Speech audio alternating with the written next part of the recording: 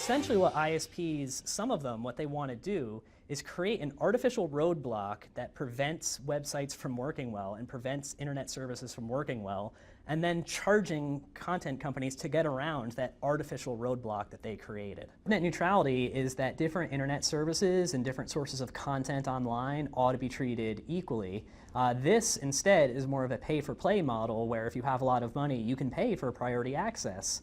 So that entirely goes against the spirit of net neutrality. Now, we realize that for many people, when the phrase net neutrality is bandied about, the majority of eyes will just glaze over. But there's a reason why every single person hearing and watching this should pay attention. Pay attention. Net neutrality is simple, just like what we just heard. The guiding principle of the internet, where many of you are watching us right now on the internet. It preserves the right to communicate freely online, one that enables and protects free speech. The Supreme Court decision in January 2014 basically wiped out the only existing net neutrality on the books. It means that your internet provider has the right to block websites and applications at their discretion. How does this current presidential administration fit into all this? Funny you should ask.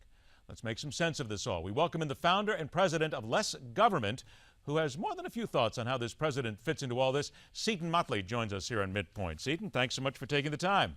My pleasure. Thank you very much for having me. All right, let's start this right out here, and I'm going to read from Politico, and this may set things up very nicely here. Before he, the president, arrived at the White House, Barack Obama in 2007 explicitly rejected the possibility that gatekeepers, quote unquote, someday could charge different rates to different websites. A system, he said, that, quote, destroys one of the best things about the internet, which is that there is incredible equality there, unquote. Does that now shape everything right there and tell us what the problem is? No, it's completely misleading. Okay, then you know, I knew exactly that's what you were going to say, so I want you to take us in the right place. What we're talking about here is a bunch of huge bandwidth hog companies that don't want to pay their freight for their shipping. Net neutrality would be like Amazon going to the government and mandating that they don't pay for their shipping. Why is that legitimate? Why is that economic? Why is that reality? It's not reality. You've got Netflix right now is lying their face off, and they actually stopped doing it because they were threatened with a slander suit. They were blocking their own Netflix traffic and then putting up notices to their customers saying, Verizon's blocking us. No, they weren't. So you're saying they were lying to their own consumers? Yes, they were, because customers, first of all, there were independent analyses of the networks that showed that everything coming in the pipe was exactly the same speed except for Netflix. Netflix was slowing down their service intentionally and then blaming it on Verizon. It was fundamentally untrue. So for people who don't know, let's bring them up to speed. Has Netflix admitted this? Have they been caught? Is there proof of this? They've been caught. Okay. They've been caught. They were threatened with a slander suit by Verizon, and they pulled down the notices. Yes. But what's to make them think that anybody would even pay more than a passing attention to this? Is that sort of the issue here, that pretty much when you have the gun, you can do whatever you want with it at this point? When you have the weapons, you can basically do whatever you want anytime? Well, one of the thoughts that's lost in all this debate is the content providers dominate any relationship in this. If Netflix is the content provider, you don't get upset at the content provider when the traffic slows down. You get mad at the delivery device. But on any given evening in the United States of America, 30% of the web traffic is from Netflix.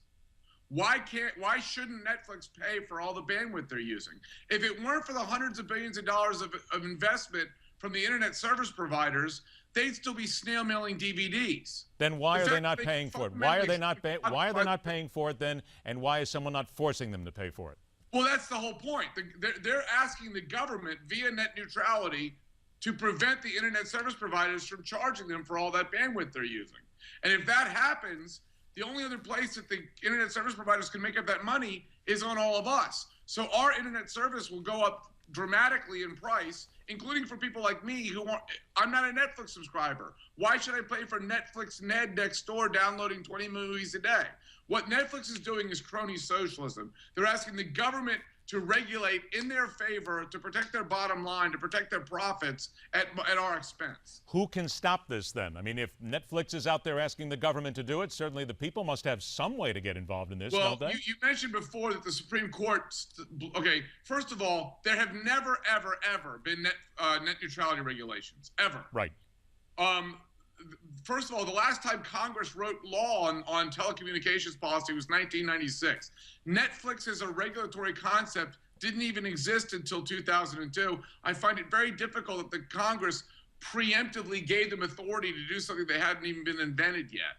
What's happened is, in 2005, the Brand X Supreme Court case said that the internet is a information service lightly regulated, not a common carrier phone service, which is heavily regulated, which is why the landline telephones have stunk for 70 years, because they're so heavily regulated and taxed.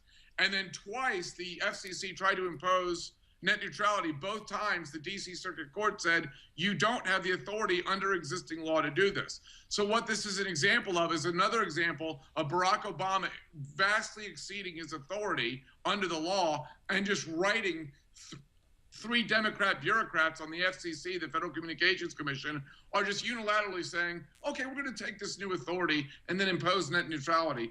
They don't have it. It's against the law. And what it's doing is it's picking companies that backed Obama in the 2008 and 2012 elections, Netflix, Google, Amazon, Facebook, all the bandwidth hogs, and saying we're going to regulate in their favor at the expense of the general public and specifically internet service providers who are spending all the money that make the delivery of these products possible. Oh, so at the end of the day, then, Seton, this is pretty much then political partisan cronyism, right? It's a payback. Oh, it's total cronyism. It's total cronyism. Google's been pushing net neutrality since it was first created in 2002. They've been funding a lot of leftist consumer groups who are really just government interest groups. Such as? Public Knowledge, Free Press, New America Foundation, the media Marxist wing of the leftist movement. And they've been, so, you see a spate of articles recently that there's right-wing fake consumer groups being funded by the ISPs. The left-wing groups are funded by the bandwidth hogs that don't want to pay for the bandwidth they're using. Now, you mentioned Netflix. I know you ran over a few others in here, but certainly Netflix, very popular. And I will admit, I'm one of those people there who watches occasionally the program on it, and not for that. House of Cards might have never gone by my television set. So well, I'm one of those people here. But who else is it then? Because it seems to me that there's got to be more than just Netflix, which not long ago was almost near bankruptcy. Obviously, they have grown now, but there's got to be others in here who are just as big and just as bad and maybe just as egregiously. You just made a very important point. They were near bankruptcy when they were snail mailing DVDs. Right. The internet service providers invested hundreds of billions of dollars into the network, made it possible for Netflix to save their asses from bankruptcy, and now they're trying to screw the companies that made their solvency possible. I find that completely obnoxious. But the other big groups that are doing it are all the bandwidth hogs. Google owns YouTube. YouTube video eats much more bandwidth than everything else you can imagine. Yes. So Google's been pushing it because they own YouTube. Facebook uses a ton of bandwidth. They don't want to pay for it. Amazon uses a ton of bandwidth. They don't want to pay for it. Although Amazon has backed off a bit of late on pushing net neutrality. Yeah, well, I got to stop you for 1 second there. You mentioned Facebook, of course, and it's a tremendous amount of traffic here, but then aren't we getting to the point where sooner or later, if Facebook then doesn't get what they want, that we're going to see Facebook and others that are basically free, they're going to say, all right, you want to be a part, now you're going to pay us, so we're looking at even more costs for the consumer. Well, it's got to be passed on eventually, right? Someplace, it's all got to be passed on. Well, this is all operating within that government mindset of free healthcare. Free internet. It's not free. Somebody has to pay for this. And if Netflix wants to try to get away for $8 a month for unlimited movie downloads, somebody's got to pay for all that bandwidth. And if the ISPs cannot charge Netflix for using all this bandwidth, look, this is like the government coming into a gas station and saying, you have to fill up empty Escalades and Escorts for the same amount of money. It doesn't work. It's an untenable business model. So that if the internet service providers have to charge somebody for all this additional bandwidth, I think it makes more sense and it's more realistic to not spread the cost around, to charge the people who are actually using the bandwidth. Okay, 20 seconds then here. The consumers watching this right now, what can they do, if anything? Okay, go to stopnetregulation.org. That's our website I'm editor-in-chief of. We have a petition to stop the government internet regulation. Go to that website, sign the petition. It's a paragraph and a half, very short, just saying we don't need any new regulations. Stop it. What is the website again? Give it out again. Stopnetregulation.org. Stopnetregulation.org. By the way, next time we have you on, I want you to be a lot more excited about the subject matter. Yeah, I'm sorry. I'm usually dispassionate. I apologize. You've done a great job hiding it. Seton, thank you so much for giving us some background on this. We'll talk again. I appreciate it. Thank you. You're very much welcome. I don't know why. Now I'm going to have to think when I get home. I'm going to have to think twice about whether or not I turn on Netflix at this point to see if it, although I can tell you that my internet connection's terrible and I just like what he said. We will ask a lot more questions about this because on Midpoint, we question everything.